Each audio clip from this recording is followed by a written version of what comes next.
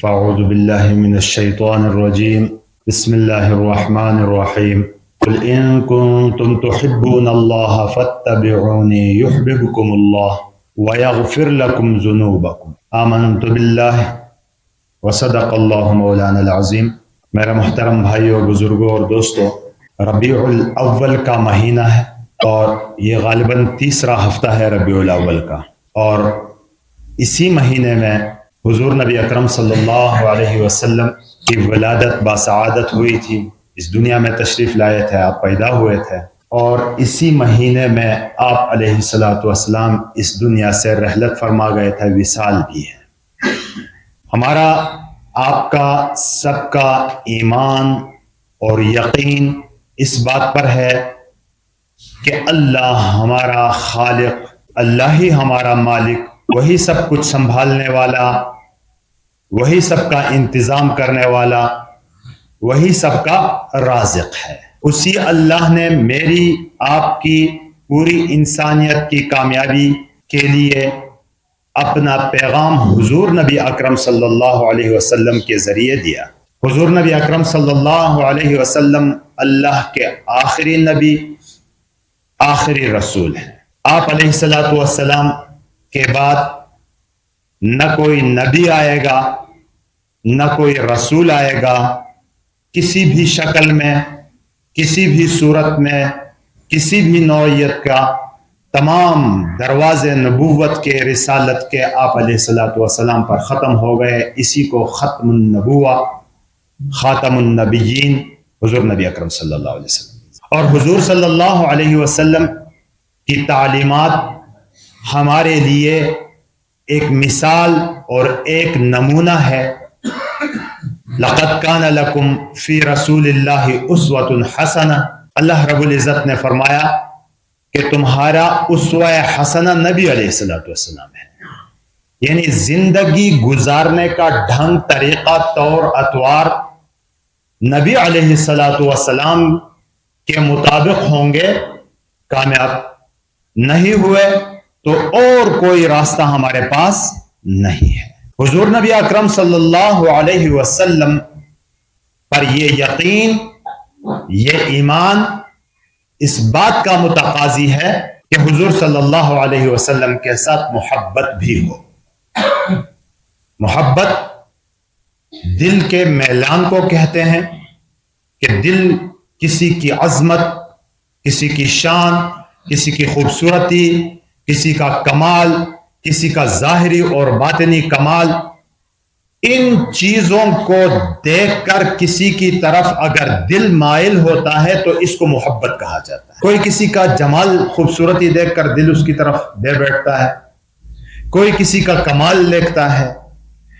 تو حضور نبی اکرم صلی اللہ علیہ وسلم کی ذات اقدس میں یہ ساری چیزیں موجود، آپ کا کمال، آپ کا جمال، آپ کی سیرت، آپ کی صورت، یہ ساری چیزیں آپ علیہ السلام کے اندر جمع تھی۔ اسی وجہ سے ہمارے ایمان کا حصہ بھی ہے یہ کہ نہ صرف ہمارا ایمان ہو بلکہ ایمان کے ساتھ ہماری محبت بھی ہو، بلکہ نبی پاک صلی اللہ علیہ وسلم نے تعریف ایمان کی محبت کے ساتھ جوڑ کے کی ہے۔ یہی محبت چلتے چلتے عشق تک پہنچ جاتی ہے، اور عشق میں آدمی اس درجے تک پہنچتا ہے کہ میرا کچھ نہیں، میرے پاس کچھ نہیں، سارا کچھ میرے محبوب کا ہے، سارا کچھ میرے معشوق کا ہے۔ یعنی حضور صلی اللہ علیہ وسلم کے ساتھ اگر محبت ہے، عشق ہے، تو اس کا لازمی نتیجہ یہ ہے کہ میرا گھر میرا نہیں، میرے نبی کا ہے۔ کیا مطلب؟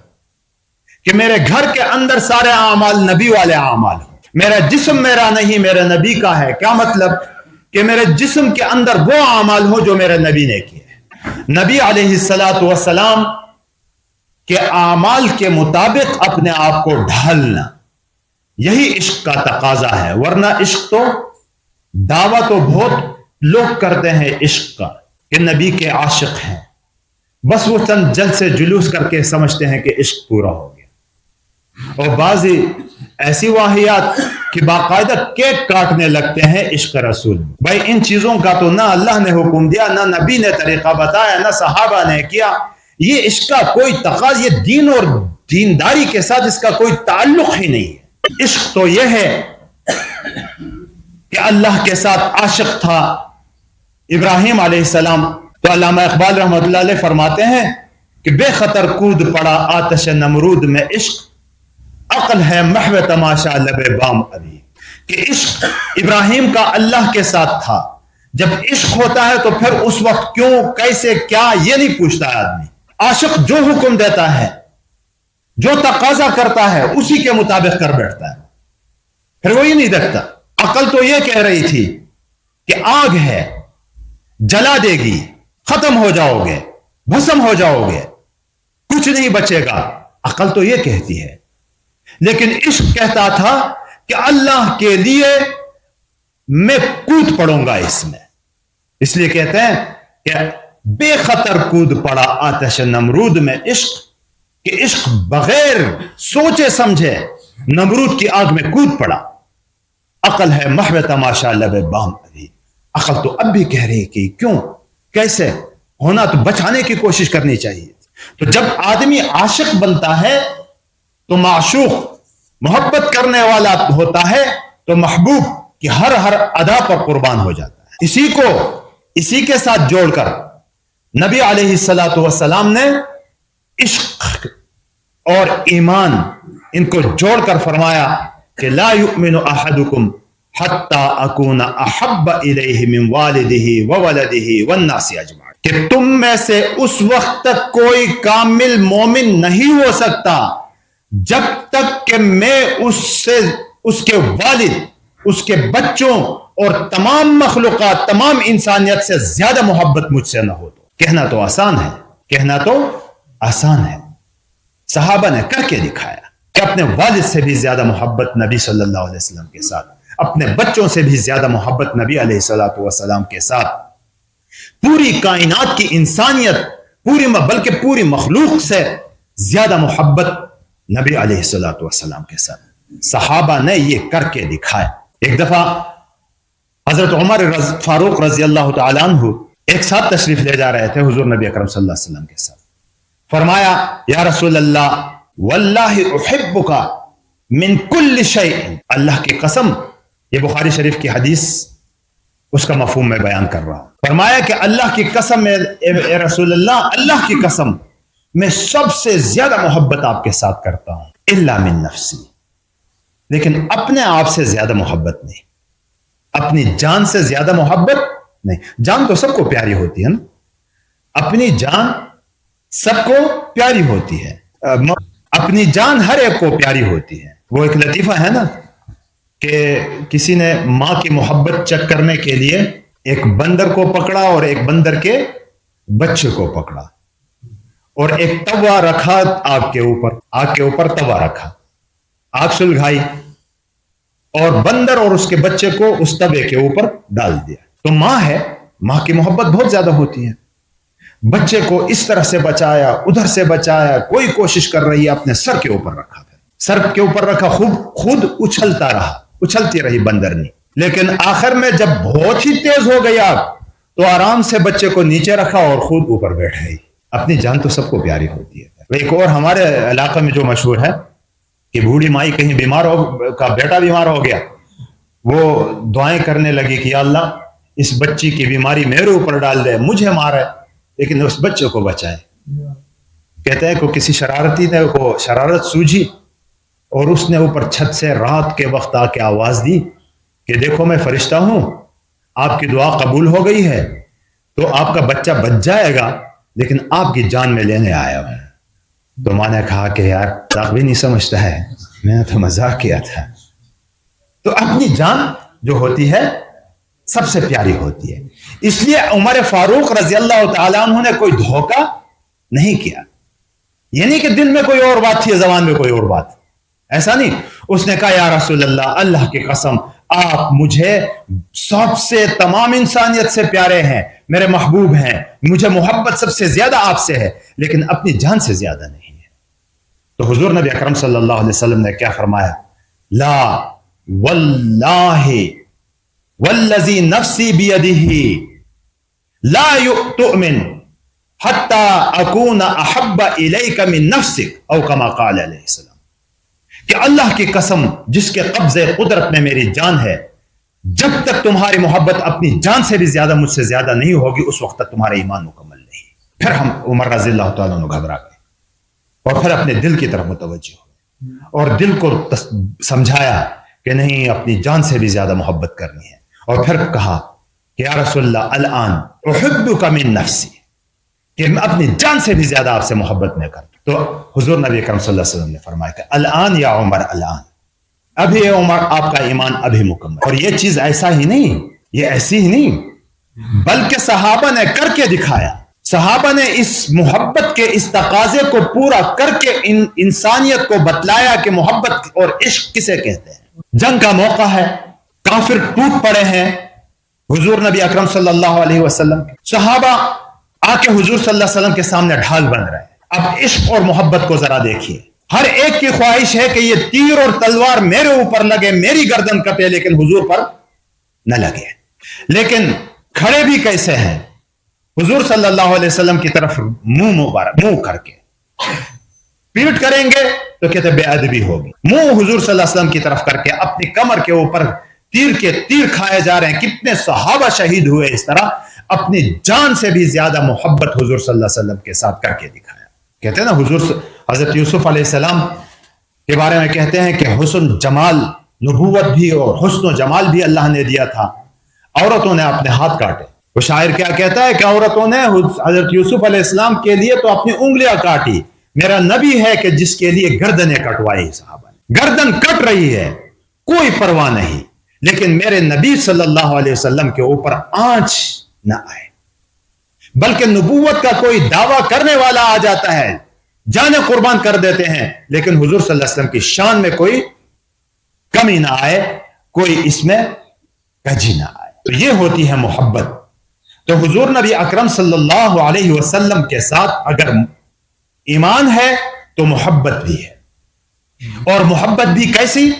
نبی علیہ الصلوۃ والسلام نے اس کی کیفیت بتا دی کہ لا یؤمن احدکم حتی اکون احب الیہ من والدہ وولدہ والناس اجمعین، کہ کائنات کے ذرے ذرے سے سب سے قریبی چیز ہوتی ہے ماں باپ، اولاد، بیوی بچے، انسانیت، ان سب سے بڑھ کر محبت نبی علیہ الصلوۃ والسلام کے ساتھ نہ ہو۔ تو یہ کہنا تو آسان ہے، کیا حضرت عمر رضی اللہ تعالیٰ عنہ کہتے ہیں نا نماز پڑھنا اور زکوٰۃ دینا وغیرہ، یہ ایمان کے تقاضے ہیں، یہ فرائض اور واجبات ہیں، ان کا تو کرنا لازمی ہے۔ کیا عمر ایسا نہیں کرتے تھے؟ کرتے تھے ایسا۔ عمر سے بڑا نمازی کون ہوگا؟ عمر سے بڑا مجاہد کون ہوگا؟ عمر سے بڑا سخی کون ہوگا؟ یہ سارا کچھ تھا، لیکن اپنی جان سے زیادہ محبت جب تک نہیں تھی اس وقت کہا کہ کامل ایمان نہیں ہے۔ یہ اس وقت پتہ چلتا ہے جب موازنہ ہو، جب مقابلہ ہو، جب ایک طرف طریقہ آتا ہے یہودیوں کا، ایک طرف پڑا ہوا ہے طریقہ نصارہ کا، عیسائیوں کا، ایک طرف پڑا ہوا ہے طریقہ ہندوؤں کا، ایک طرف میرا نبی کی سنت ہے، ایک طرف میرے نبی کا طریقہ ہے۔ اب پتہ چل جاتا ہے کہ یہ آدمی نبی کے ساتھ محبت کرتا ہے یا جھوٹا دعوے کرتا ہے، یا اس کے دعوے جھوٹے ہیں۔ شادی بیاہ میں دیکھیں، کہتے ہیں کہ دیکھتے ہیں، جرگہ کرتے ہیں، سنت کے مطابق کریں یا نہیں۔ ابھی یہ جرگے کا کام ہے؟ لا الہ الا اللہ محمد الرسول اللہ پڑھ دینے کے بعد تو سنت پر عمل کرنا ہے، اس میں جرگے والی کون سی بات ہے؟ پوچھتے ہیں کہ بھائی اس گاؤں کا رسم و رواج کیا ہے؟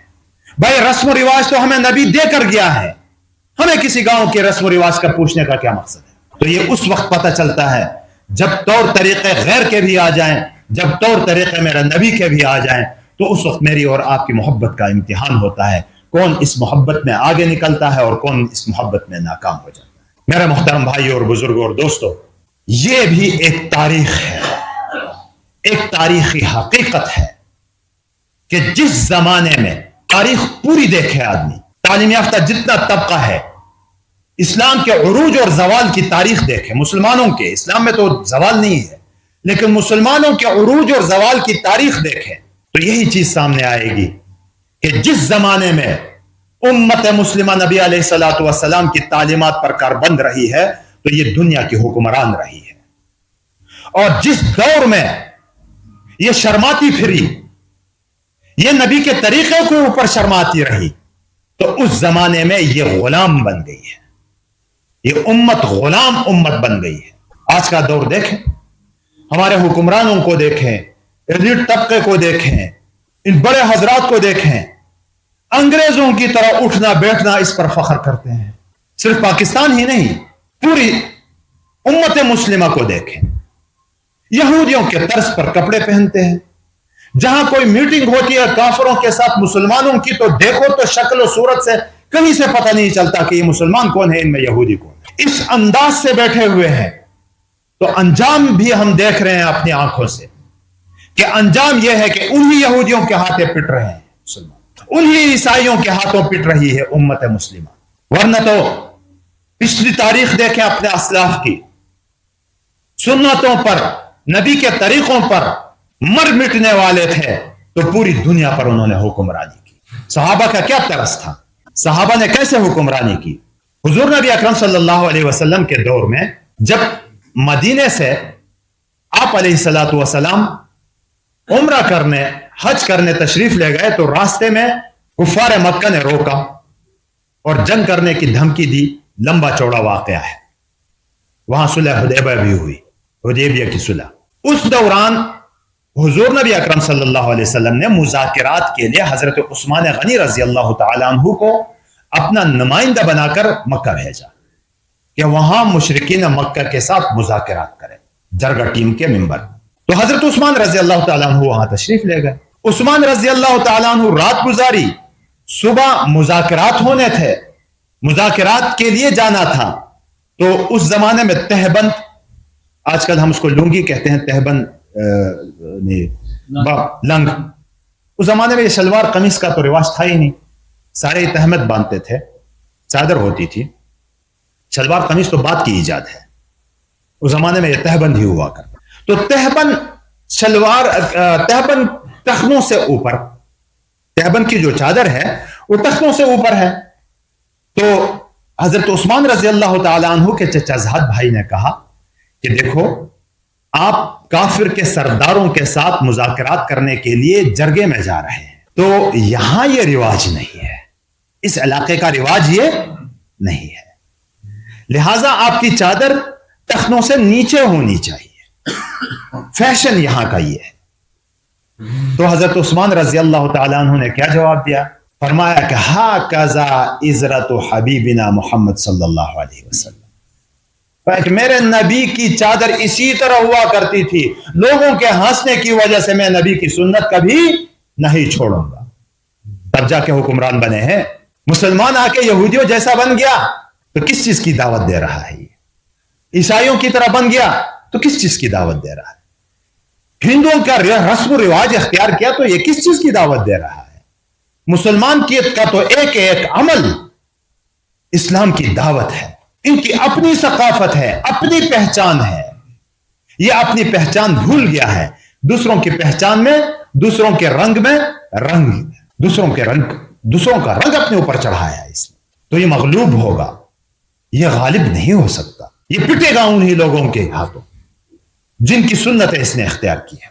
اگر نبی کی سنت اختیار کرے گا تو یہ پھر دوبارہ حکمران ہے، یہ دنیا کی حکومت تو کیا آخرت بھی اس کی ہے کہ محمد سے وفا تو نے تو ہم تیرے ہیں، یہ جہاں چیز ہے کیا، لوح و قلم تیرے ہیں۔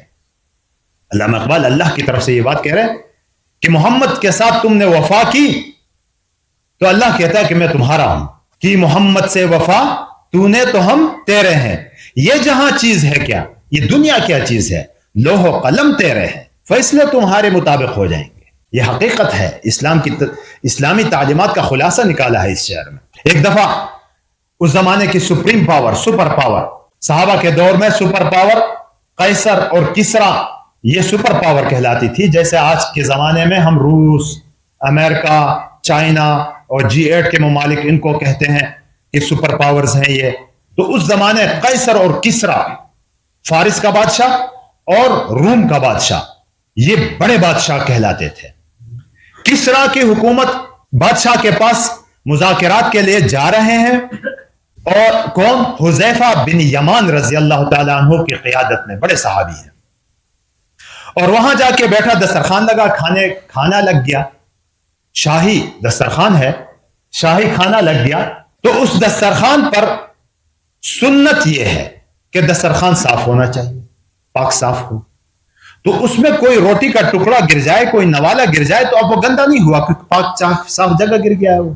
اب سنت یہ ہے کہ وہاں سے اس کو اٹھا کے کھائے، کیونکہ اگر اس کو پھینکے گا تو یہ رزق کی ناقدری ہے، یہ رزق کی ناقدری ہے. تو یہ ہوتا ہے نا کہ دسترخوان گندا پڑا ہوا ہے، دسترخوان بچھائے اور اوپر چل پھیر بھی رہے ہیں، تو یہ تو کوئی دسترخوان نہیں، وہ تو دری ہے، وہ تو ایسی چادر ہے. دسترخوان پاک صاف ہے، اور اس دسترخوان کے اوپر اگر آپ کے ہاتھ سے نوالا گر رہا ہے تو اس نوالا، تو میں عرض کر رہا تھا کہ حذیفہ بن یمان وہاں شاہی دربار میں ہے، کھانا لگ گیا، دسترخوان بچھ گیا. حذیفہ رضی اللہ تعالیٰ عنہ کے ہاتھ سے ایک نوالا گر گیا. تو سنت کے مطابق حذیفہ رضی اللہ تعالیٰ عنہ نے وہ نوالا اٹھانا چاہا، تو ساتھ بیٹھے ہوئے ایک دوسرے نے یوں کوہنی ماری کہ دیکھو یہ شاہی دربار ہے، اچھا نہیں لگتا، آپ کو بھوکا کہیں گے، وہ چھوڑو، تو یہ اچھی بات نہیں ہے. تو حضرت حذیفہ بن یمان رضی اللہ تعالیٰ عنہ نے اس وقت کیا جواب دیا؟ حذیفہ رضی اللہ تعالیٰ عنہ نے اس وقت یہ جواب دیا کہ انترک سنت حبیبنا لہؤلاء الحمقاء، کیا ہم اپنے نبی کی سنت کو ان بیوقوفوں کی باتوں کی وجہ سے چھوڑ دیں؟ یہ تو بیوقوف ہے، دنیا کے لوگ تو ہر طرح کی باتیں کریں گے، یہ تو آپ اچھا کریں تب بھی بات کریں، برا کریں تب بھی بات کریں، جیسا تیسے بھی ہو اس کے پیچھے بات کریں گے. تو اب ان لوگوں کی باتوں کی وجہ سے کیا میں اپنے حبیب کی سنت چھوڑ دوں؟ تو میرے محترم بھائیوں، بزرگوں اور دوستوں، ان صحابہ کا جذبہ ایسا تھا اپنے نبی کے طور طریقوں کے لیے، ان صحابہ کا جذبہ تھا اپنے نبی کے ساتھ عشق کا، محبت کا. تو پھر کیا ہوا کہ دنیا نے دیکھا، دنیا گواہ ہے کہ کائنات پر حکمران مسلمان تھے. اس کے بعد زوال تب آیا جب اسلامی تعلیمات کو چھوڑا، اپنے نبی کے طریقوں کو چھوڑا تو زوال آیا. بعد میں یہ ترک خلافت عثمانیہ جو تھی، ان کا جو عروج تھا اس کی تاریخ پڑھیں گے، صلاح الدین ایوبی کے دور میں تاریخ پڑھیں گے، اس کے بعد ملک شام کی تاریخ پڑھیں گے، اور اس کے بعد اسپین کی تاریخ پڑھیں گے. تو ان تمام تاریخوں میں یہی بات ملتی ہے کہ مسلمان اپنے نبی کے طریقوں کے لیے مر مٹنے والے تھے، تو دنیا پر انہوں نے حکمرانی کی. اور جب بھی یہ دوسروں سے مرغوب ہوئے اور دوسروں کے سے طریقوں کے پیچھے لگ گئے، تو پھر کیا ہوا؟ وہی دوسرے ان کے اوپر حاوی ہو گئے، یہ غلام بن گئے اور وہ آقا بن گئے. تو اللہ تبارک و تعالی اپنے حبیب کی اتباع کرنے کی ہم سب کو توفیق دے. قل ان کنتم تحبون اللہ فاتبعونی یحببکم اللہ. اللہ خود قرآن پاک میں فرماتے ہیں کہ اے لوگو، اے نبی، ان سے کہہ دو کہ اللہ سے اگر محبت کرنا چاہتے ہو تو اپنے نبی کی، میرے محمد مصطفیٰ کی اتباع کرو. قل ان کنتم تحبون اللہ، کہہ دو ان سے اگر تم اللہ سے محبت کرتے ہو، فاتبعونی، میری اتباع کرو، یہ نبی پاک صلی اللہ علیہ وسلم کی اتباع کرو. یحببکم اللہ، اللہ بھی تم سے محبت کرے گا. ورنہ پھر کیا ہوگا؟ دنیا بھی گئی اور آخرت بھی گئی. تو اللہ رب العزت نبی پاک صلی اللہ علیہ وسلم کی سنتوں کے مطابق زندگی گزارنے کی ہم سب کو توفیق دے. وآخر دعوانا ان الحمد للہ رب العالمین.